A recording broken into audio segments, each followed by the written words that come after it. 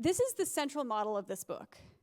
We will, in the next 10 years, move from the meta-present, where we are now, and we are communicating one-to-one, to the metaverse, where we are communicating as one-to-many, and finally into the metaphysical world, where we communicate many-to-many.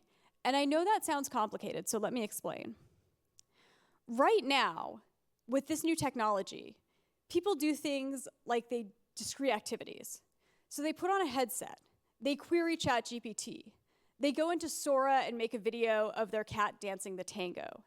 These are things they have to lean in to do, and they do them kind of as a one-on-one activity.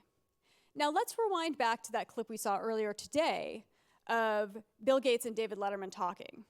And this is a famous clip, and Bill Gates is making all these, David Letterman is making all these jokes about, why would I use the internet? Can't I just listen to baseball on the radio? Why would I want to chat with these weirdos online, right?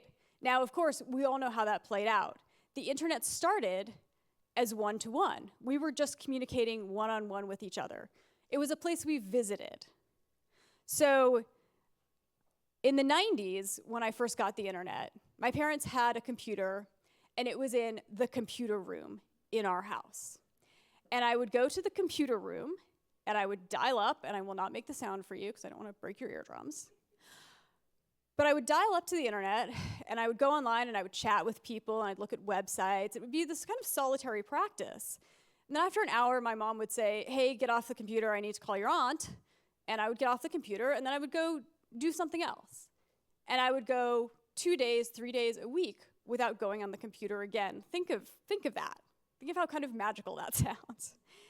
Because then, as we got persistent Wi-Fi and smaller devices, it became a place that we spent a lot of time, but there was still clear delineation, right? So the meta-present, where we are now, is analogous to that early 90s internet.